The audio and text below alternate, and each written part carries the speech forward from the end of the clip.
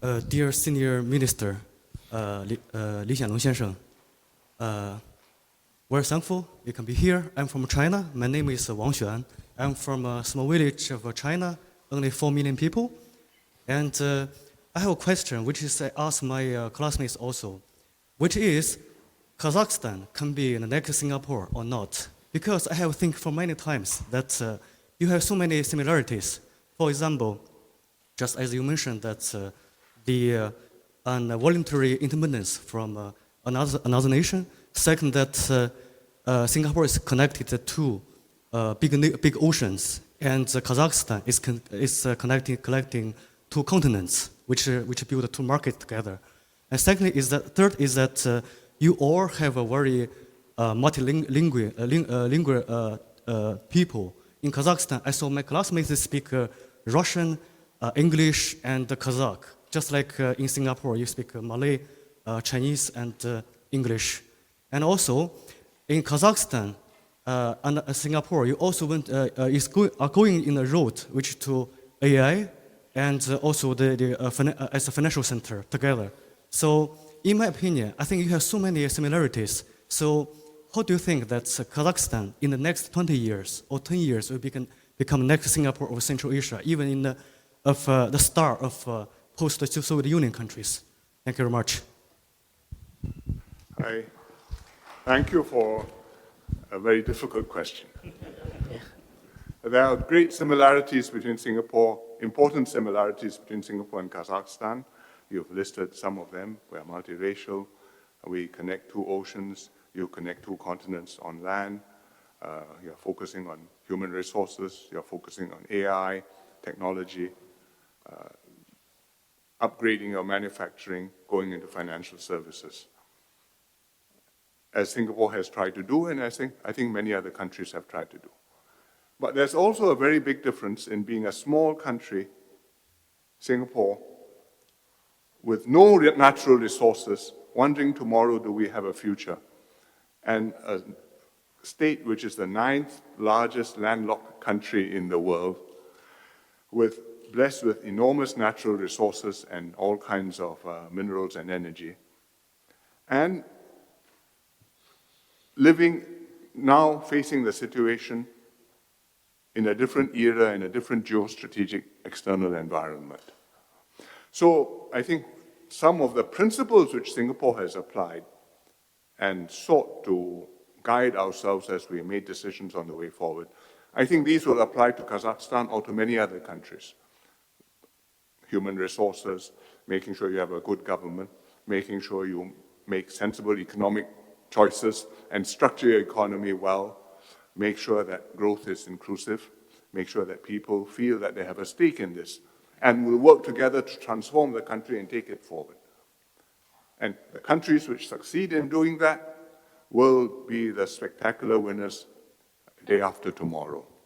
And we hope Kazakhstan is one of them, and I see the drive and the energy and the determination of the government, and I think you have a very good chance of making it succeed. We have a time for another question. Please introduce yourself and your major, please. My name is Madia Shtupaev. I'm 4th year's political science and international relations student here. Thank you for your guest lecture. It was very fascinating to hear. I have a question. Kazakhstan has a relatively small population compared to countries with bigger economies. So Singapore faced a similar situation. How young entrepreneurs from smaller countries can build companies which can compete with big companies in the global economy? It is a challenge. I think many small countries encounter this. Their companies start off promisingly, and at some stage they have to be able, if they want to become a unicorn and they want to make it big globally, they have to go beyond their domestic market and operate internationally. There are pathways to doing this. I think first of all, the domestic environment, the ecosystem for entrepreneurship, for startups needs to be a good one so that they can get started and onto a promising path. You must have it must be easy to start companies, you must have the venture capital, you must have the angel investors, you must have the financing systems of each stage of development, and you must be connected to the global tech and capital markets. If you are like that, then as your companies grow, you bring in not just Singapore or local capital, you bring in international investors and interests, and then you have paths forward. At some stage, you may be bought out by some established big tech firm. That's one path which startups take. Or you may really make it big and go to the New York Stock Exchange and have an opening gong. Some do, and many still like to go to New York Stock Exchange or to NASDAQ.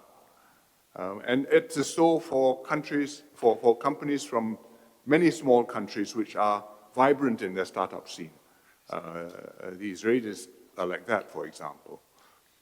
And so in Singapore, I can't say that we have solved this problem of promoting entrepreneurship, but I think we've made progress in creating a good ecosystem, and we've had a few small number of successes, and we're still trying hard to do more. Kazakhstan actually is not so small compared to Singapore. Singapore, the population is 6 million, your population is 20 million. But on a global scale, you will need, if you want to change the world, you will aim to change more than 20 million people. And I hope you succeed and do it for the better. Thank you. Thank you. Please introduce yourself, and after this question, we will take one question from this side as well. Good afternoon, good morning. My name is Aruzhan Kaimoldina. I am a third-year political science student at NU, and I wanted to ask you about the Singapore's approach regarding youth. So I believe that young specialists, young graduates from Kazakhstan, they have a lot of potential, skills that can be the next important step at contributing to country's growth. And we have a lot of graduates who pursue their studies abroad and here, and they bring a lot of valuable knowledge. And how does Singapore create and foster environment where young specialists, they come back to Singapore, to their country? How do they contribute and engage with their society and their government? Thank you very much. There are two parts to the answer. The first is there must be opportunities within the country, the possibility of the person who's talented, who's got skills and expertise, to come back and be in the country and to have a good job and to contribute and to make a difference and succeed for himself and for the country. If there are no opportunities at home, then it is not possible for you to keep your talent at home and say, no, you're not allowed to go overseas, you must stay home. Because you say, what can I do? I'm here sharpening pencils or pouring tea. I want to go, I want to do research, I want to make a breakthrough, and I can do that maybe in an overseas university, maybe in an overseas tech company. Maybe I can start my own business. And if I can't start my business domestically, I may go and start it elsewhere. So you must have the opportunities, your economy must grow, and as the economy grows, it must create the opportunities and the possibility for the human potential and spirit to be fulfilled. Then people will say, yes, this is a place, I want to be part of this story, and I think I can do well here, I want to be here. So that's the first, is a practical, it's a utilitarian calculation perhaps. But the second part of it is you must have developed in your young people a sense of commitment to the country as they grow up. You're not just learning how to write, how to read, how to do your maths, understanding science and mastering subjects. You're growing up a citizen of a country, a member of a society, which has invested in you, which has great hopes in you, which has helped you to succeed, and without which you would not be who you were. And you owe something to this society, and you want to give it back to enable other people similarly to succeed like you after you.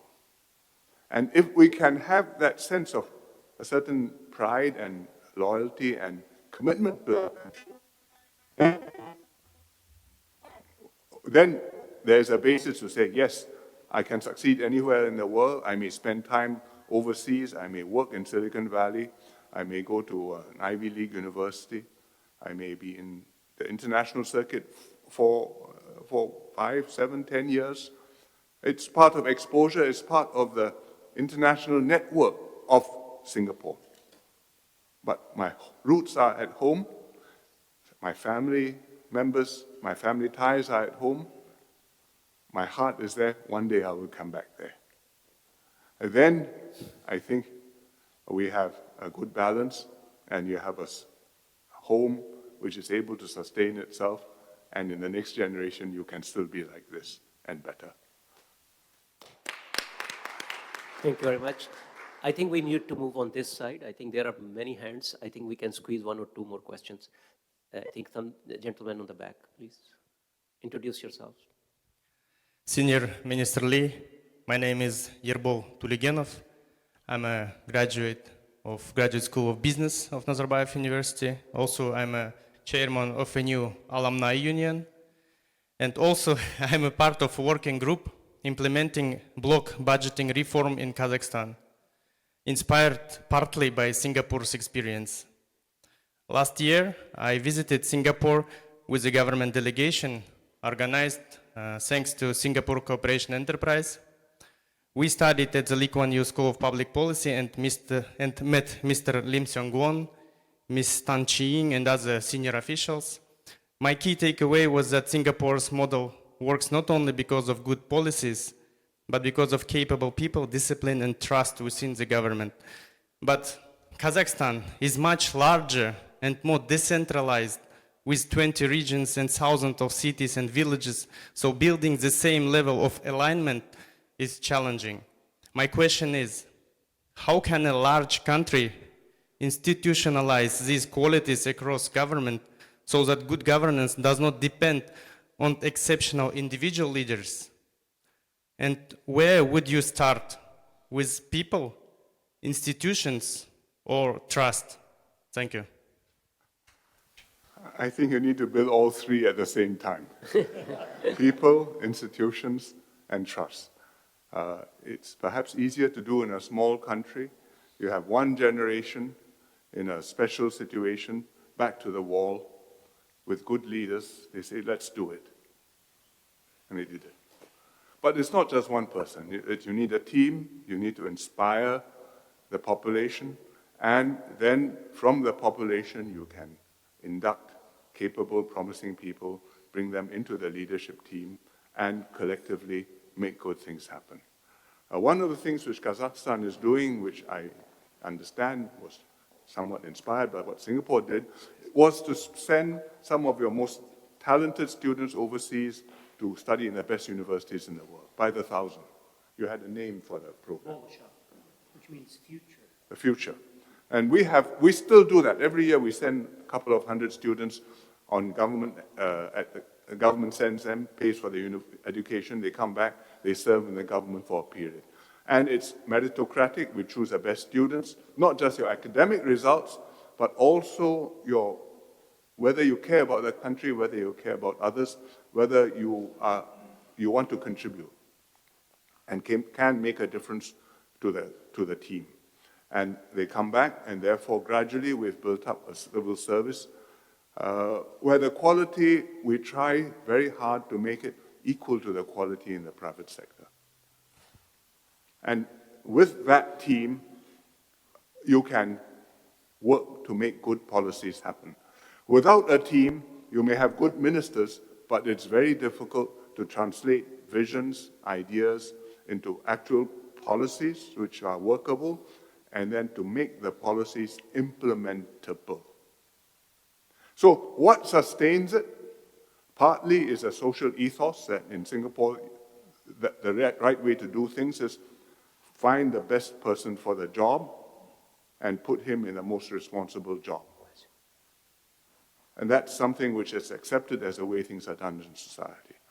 I think there's also a sense in Singapore that the system is meant to work this way. And if something doesn't work this way, well, along the way there will be an eyebrow raised, whispers, more than whispers, objections, and if you've not done the right thing, it will be put right. I think also what enables us to do it is that we take the approach that when you run a public service, you have to remunerate your officers properly. What is his value? What is his contribution? How important are the decisions he's making? What is the quality of person I want for that job? Then what is a reasonable amount for him to be paid so that I get that quality of person to do that significant job. And therefore, compared to other governments in Singapore, our public officers, ministers as well as civil servants, I think are paid well. Not better than the private sector, but something close to what is in the private sector. And that has helped us to keep up the quality of government in Singapore. It's very hard to do that even in a small country. I think in a big country, the challenge will be greater. But if you have a team of leaders who have a clear vision and can set the tone of the way things are done over a period of 10, 20 years, I think you can change the ethos in the country so that this is accepted and it's a system which is able to sustain itself into future generations. When we started doing this, nobody was sure whether it would last beyond the first generation. First generation of leaders, okay, special. Next generation, don't know yet. First generation of population, special experience. They've been through a lot to become independent. Next generation are the inheritors. Will they be the same? And yet, fortunately, we have been able to carry it through from generation to generation.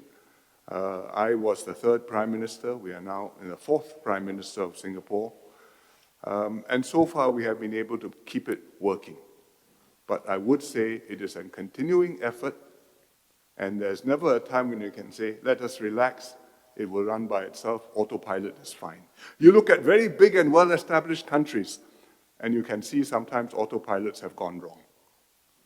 And we want to make sure that never happens to our country.